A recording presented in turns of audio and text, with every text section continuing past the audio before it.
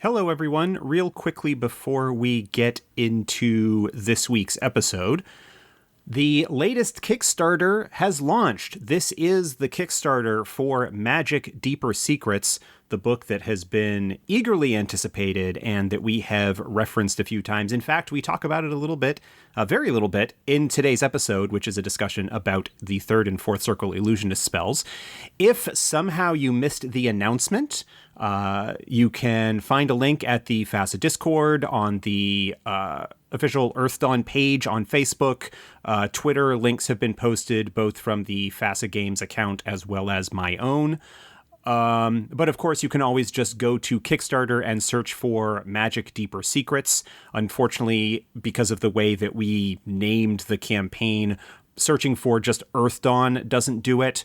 Although if you search for FASA Games, I'm pretty sure that will pull up all of our campaigns, including that one.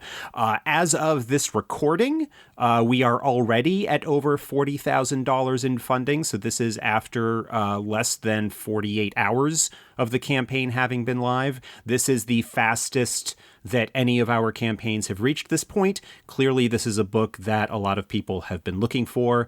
There is also a bunch of additional swag, including the new Alamaze plush, spell cards, which will include tarot-sized cards of every single spell for all 5 magician disciplines, both from the core player's guide, the shaman spell list in Mystic Paths, and all of the new spells for all 5 disciplines that is included in this new book.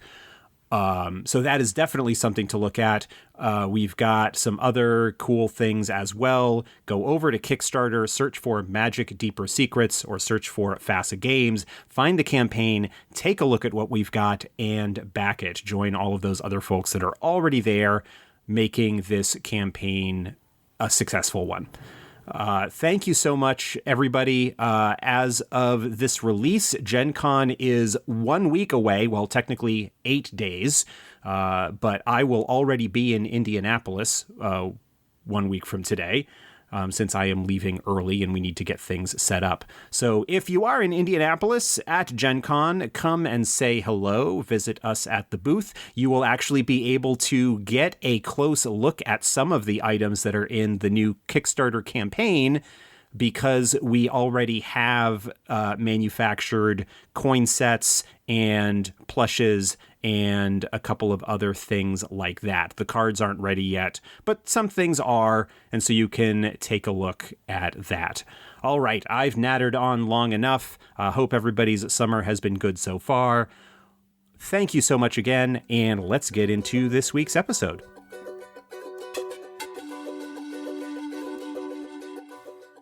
Hi, everyone. Welcome back to the Earth Dawn Survival Guide, the podcast for all disciplines, paths, players, and game masters with your questers, Josh and Dan. I am Dan. I am Josh.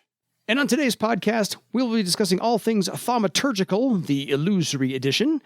So if you have any questions for us, please drop us a line at edsgpodcast@gmail.com. So, illusion spells. Josh, any familiarity with these? Not as much. Illusion spells can be tricky. We talked about this back when we were talking about Illusionists. We kind of covered this a lot. Of the 4 core book magician disciplines, Illusionist is probably one of the more difficult to deal with, but also the one that in a way rewards player creativity quite a lot, especially if the GM is willing to go along for the ride. But yeah, these are fun. My only familiarity with these is I played something akin to a gauntlet. We had a homebrew character. The Windling Illusionist kind of glommed onto me as the person that he would with all of these spells. And so this is my familiarity, is the recipient thereof some of these, but I don't think we got past 3rd or 4th circle. Anyway, so the beginning 3rd circle spell for the Illusionist kit is the "And Then I Woke Up." Yeah, this is a pretty straightforward spell. Pretty useful for certain approaches to things. Essentially, it is a spell that provides a bonus to the Illusionist, because it is a self spell, provides a bonus to sensing tests. It essentially provides a boost for the illusionist to sense illusions or other things along those lines. Yeah, plus 5 steps is nothing to sneeze at. So the way that I would actually handle this, rather than making it a step bonus, because there are lots of different things that could be sensing tests, because a sensing test is whenever you are interacting with an illusion. If, for example, to talk about a lower circle spell, there's Monstrous Mantle. Yes. When you are trying to hit somebody that has Monstrous Mantle cast on them, that attempt to hit them is a sensing test. And so rather than providing a bonus to that test, what I would do is use that modifier just added onto the result to compare to the sensing difficulty of the spell. So that essentially, it's also sort of like having the sensing difficulty be 5 lower in terms of your ability to sense the spell. Because otherwise you're getting into some weird situations where you get a step bonus, but it's only to sense whether something is real, not in your actual ability to succeed at a given task. Fair. And so in some circumstances, you really want that to be a separate thing. Mm-hmm. And so it's just, in this case, much better handled as a modifier, whether you do that as a behind-the-scenes mod add-on to the results of the roll to compare it, or whether you just effectively reduce the target number by 5 while that spell is in effect. You know, I just play dumb so you can expand upon the answer better. Preventing the remedial emails we're going to get later on. Next spell in the third circle list for the Illusionist kit is Blinding Glare. This is a nice little penalty imposition upon people. It creates a bright flash of light that could potentially inflict penalties on all those afflicted by flash blindness, effectively imposing on them the full darkness penalty to any sight-based action tests. And the amount of time that it lasts is based on how many successes the illusionist gets on their spellcasting test. This is not an illusion. No. This is just simply a bright flash of light that blinds everybody. It's like a flashbang grenade. Yes. For one thread, short range, but it does cover a 4-yard radius area. Yeah, that's pretty straightforward. There's nothing to add to that, really. So we're done. Yeah, it does not affect individuals who actually don't use their eyes to see or don't require actual sight. So krillworms, for example, would not be afflicted by this because they don't really see as such. Yeah. They kind of magically sense. Totally. Next up, not the Fog of Fear from the Nethermancer's kit, the Fog of Jeer. Yes. This is an a fun little spell. This is an illusion. This creates a fog that fills an area and makes everybody within it enraged and humiliated. Basically, anybody within it is sort of mocked and taunted by laughing individuals and voices and figments that are trying to taunt and humiliate them. Yeah.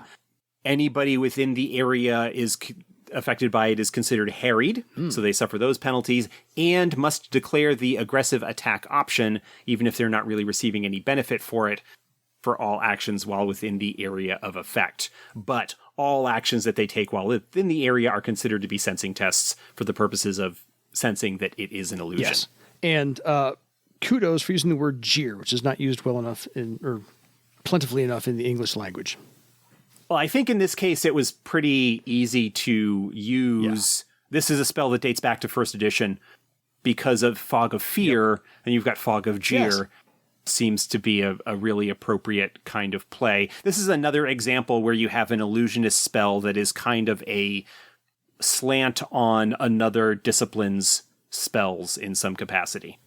Which makes sense for illusionists to do that. Yeah. Because everything that they're involved with is a take on reality that's not exactly reality. So take on somebody else. It's not the same. It's perfect. It's right up their alley. Next up, and this has a long description because this is also an illusion as well, a classic first edition illusionist spell, Nobody Here. Yeah, this spell is not quite invisibility. It's somebody else's problem field. Yes. to borrow the Douglas Adams Hitchhiker's Guide to the Galaxy reference. Essentially, anybody within the area of effect when the spell is cast is invisible, quote unquote, to anybody that is outside the area of effect. It's kind of a stealth, don't notice us situation. Anybody who walks into the area gets a test in order to sense whether it is real. They gain a bonus if people within the area manipulate the environment in some way. If the individual noticing that still fails the sensing test, the spell will sort of help them rationalize what happened to a sense in order to continue maintaining the illusion. And also, anybody that causes damage to someone affected by it immediately sort of breaks the illusion for them and triggers a sensing test for everybody else that's kind of observing it. This is nice if you want to have a little bit of time to go through an area, to like search an office or other kind of situation, or even just to escape notice. You know, you duck into a side room, cast this spell, and then maybe when the guards are coming through looking for you, they glance in and they don't notice you and they move on. Mm-hmm. You know, that kind of situation. It is a sort of stealth, invisibility, hide situation with some limitations on it. Yeah, which is nice. Like I said, classic Illusionist spell. Lastly, in the third circle kit is the Phantom Warrior. This is a nice one. This is a defensive spell. This is sort of a variant on the classic mirror image spell that you see in a lot of fantasy games. It creates additional phantom images of the illusionist, or actually of the target. It doesn't have to be the illusionist. It can be on anybody within 10 yards, but it makes them more difficult to hit. The images do not move in perfect sync, so it's not a true mirror image. The target character gets bonuses to their physical defense because of the additional images, and attempts to actively defend against attacks from them, like a void blow and such, suffer a penalty because they're not completely sure where the attack is actually coming from. But any kind of interaction with those images counts as a sensing test for the purpose of seeing through it. Yeah. It is an illusion, but it is a somewhat effective illusion, and even temporarily can provide a little bit of bonus. Plus, it might scare the crap out of the opponent, because now you've got, instead of 1, now you have 4. Yeah, that's one possibility, but the fact that they are sort of duplicates, and we are in a world of magic, so it's probably recognized that it would be magic of some sort, or even recognizing that some of these are probably illusions, but I still need to be careful because one of them is real and still has the potential to hurt me. Exactly. So I've asked this before.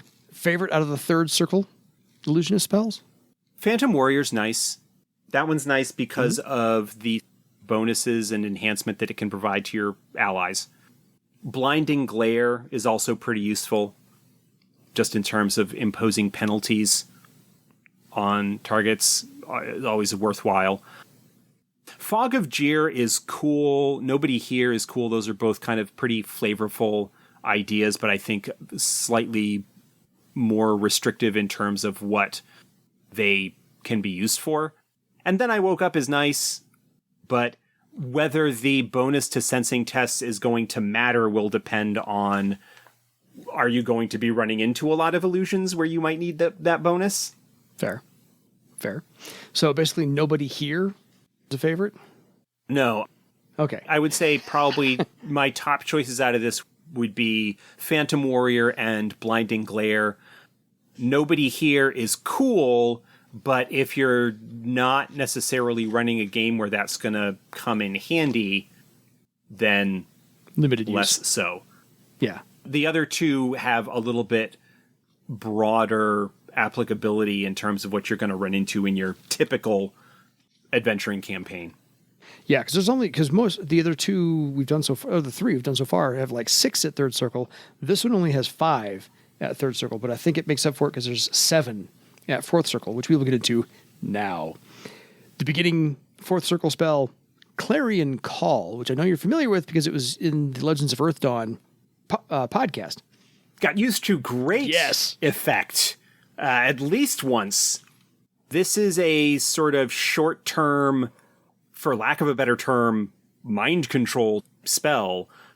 It creates an imaginary voice, an illusory voice that is clearly sort of an illusion, but the effect of it is to, one, in language that the hearer can understand, because it's sort of a mental effect, it's affecting their mind. It's not really speaking, it's kind of just making their mind do this, very persuasively tries to get them to do something, as long as the action is not obviously harmful to others. And with more successes, you can make people do something that even is harmful. But it's relatively short duration, but usually long enough to make your escape. Yeah. If you need to. That's sort of what happened the one time I'm thinking of in the game. First couple episodes, yeah. Yeah. It was pretty effective. Exactly. Well, and if it's fourth circle and the duration is rank rounds, that's a minimum of 4 rounds probably to let you get out. That's certainly enough time to put some distance between yourself and your target. Yeah. And especially considering it's got a range of 40 yards, you might be casting it from a little bit of a distance away to begin with and be able to get even more distance. Yeah. So not a bad spell. Next up, Great Weapon. This is an illusion spell, but it makes the target weapon look bigger and nastier than it actually is. If it's successful, opponents who are facing the character wielding that enhanced weapon are harried. Basically imposes penalties on them while the spell is in effect. Nice. So it makes your great sword look like a surfboard on a stick. Even greater sword. Yeah, like a surfboard. And just basically makes your enemies wary of dealing with it, and so they have penalties to the stuff they're trying to do. Not bad. And lasts for rank plus 5 rounds. So that's going to be there a while. Yeah. And it's 0 thread, so that's something that you can throw out there at the beginning of a combat. Yeah. Not bad. Okay, the next one is, I think, also has to be there. It's been mentioned to great effect in Karar Danyan, I think it was, the adventure for that. Notice Not. Yeah, this is sort of an upgraded version of Nobody Here. In this case, though, it only affects one target as opposed to an area, but the effect is a lot greater. Anyone in the target's area will ignore them, subconsciously move out of the way. It's similar to Nobody Here. If the target of the spell interacts with the environment, then it might trigger people noticing that they are there. And likewise, it breaks automatically if you use it to cause violence. Yeah. But it's another spell that allows you to move through an area undetected. Yeah, it doesn't last as long as Nobody Here, because it's not rank plus 5 minutes. This is just rank minutes for Notice Not. But still, additional threads, each additional thread gets an extra 2 minutes on that, which is not bad either. So, but like you said, the drawback is that it explicitly does not protect against any form of astral sensing. So if somebody uses astral sight, they will immediately notice that there is an astral presence there that they are not otherwise noticing. How they act in that circumstance, will depend on what's going on, but it is a drawback to that. Absolutely. Okay, next up, Phantom Lightning. Now we get into some damage dealing spells from the Illusionist. They don't get a lot of them. No. The ones that they do can be nasty. Phantom Lightning is essentially the Illusionist version of Lightning Bolt. Yeah, from the Elementalist kit. It does will plus 7 physical damage. Ow. It hits additional targets the same way that Lightning Bolt from the Elementalist does. Yeah. It's essentially Lightning Bolt, but an Illusionist is casting it, so it's an illusion. Mm-hmm. Now, one of the things to keep in mind is that this is a spell that, because of the way that illusions work in 4th edition, you can't sense after the fact that, it's an illusion. This would interact with disbelief tests where you need to decide before you are hit whether you are thinking it's real or not. And if it is not real, then you don't get affected at all. But if it is real, you are Hosed. hosed. Yeah. This is a potentially nasty damage dealing spell, which illusionists don't get a lot of. No, because if you're talking will plus 7, probably your base will step is 6 or 7 to start with. 6 or 7, yeah. You're looking at a step 13 or 14, and that's before you hit 5th circle or 6th circle or whatever it is where you get will force. Yeah. So Can start enhancing that even further. Mm-hmm. So this is fun. And it's only it's only one thread. So it's only one thread. Takes a little prep, not a lot, but very useful. Next up, stop right there. Classic illusionist spell. Essentially, this is another sort of mental control / command type spell. Mm-hmm. You target an individual, yell stop at them, and if successful, they can't move. They are stopped right there. Yeah. And are considered harried. They can sort of still act normally, they just can't physically move from that location. They can make a willpower test each round to try and break that compulsion, but otherwise it holds somebody in place.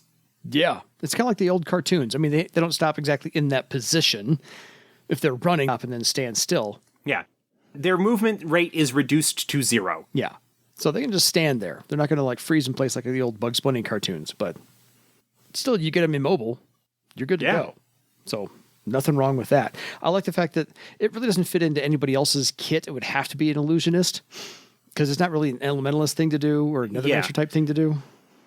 Illusionists get spells that quite frequently deal with manipulation of perception and mind and things like that.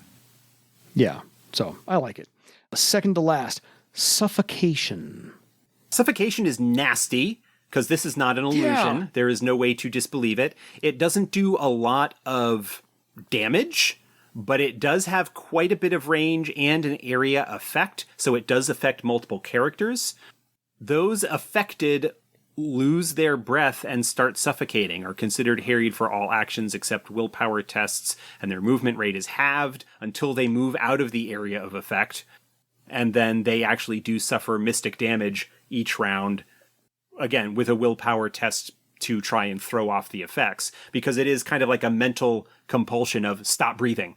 Yeah. Which is nasty, and the only way to do it is to kind of break that compulsion. It is a real effect. Suffer that.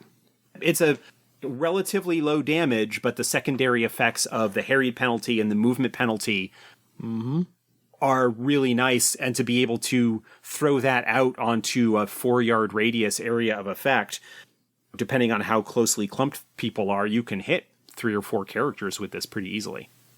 Yeah, and or a really big beast. Yeah, I would say if you're targeting like a big beast, being able to just affect the head is probably enough, or wherever their breathing apparatus is located. Exactly. It's a neat little spell. It's got 3 threads. It is not a quick cast spell, but as an area effect spell, that's not uncommon. And it's throwing out some reasonable incapacitating penalties. This is, again, in a similar vein to Blizzard Sphere or the Shaking Earth, whatever it's called, the Elementalist spell, like where you are kind of controlling an area and affecting the people within that area, and they need to deal with it. Yes. It's a zone control spell. It doesn't require concentration by any stretch of things, so once it's in place, you are free to do other things. But it's still nasty. Yeah, no doubt. Not at all. Last one. Unmask reveals a character's true physical appearance. If successful, they get a bonus to dispel magic tests to any spells against any spells or talents that are concealing their appearance. It's an enhancement to attempts to reveal someone's true appearance. Fair. It's Unmask. Uneven Ground, I think, was the spell you were thinking of. That is the spell I was thinking of, yes. Yay, cool. So, a favorite of the 4th circle, Illusionist. Phantom Lightning is awesome. Stop right there can be really handy. Suffocation, great weapon, Clarion Call. I honestly think that the 4th circle spells are a much overall much better selections than the third circle spells. Fair. I don't disagree. Out of the ones that are there, Unmask is probably the weakest because it was something that would only come into play if, again, you are dealing with or interacting with illusions or concealment or things like that. The drawback to Unmask is that because it's essentially buffing Dispel Magic, it wouldn't really do anything to reveal a horror's true form or something like that, because that would be a horror power as opposed to something driven by a spell or talent. The limitations of Dispel Magic that was kind of put into 4th edition to keep it from being a one-trick pony in terms of everything that it can do. But it's still potentially useful. Again, if you've got an illusionist in a game, you are more likely to have players and or a group that is more interested in a more social game as opposed to a care delving game. And so more likely to be running into situations where concealment and skullduggery and spying and covert operations and that sort of thing would be the case. Yeah. It's still potentially useful, just not as useful as just about any of the other selections that you would have at 4th Circle. Fair. No, I think you make a good point, which is playing an illusionist spellcaster is a much different mindset for the player than any of the other spellcasters out there, because it does require more forethought and, as you said, more social interaction for the spell choices that they're going to have. Yeah, there's a lot less direct stuff you have compared to some of the other disciplines. It's a lot more indirect, a lot more social mental manipulation, a lot more imposing general penalties as people are distracted or made afraid by the various things that you are tossing around. You know, great weapon, for example. It doesn't really do anything significantly, but a harried penalty, that's a -2 penalty to action tests that they are going to be making. And I think there's probably a defense penalty that comes into play on that as well, though I forget right off the top of my head on that. So a lot of useful things.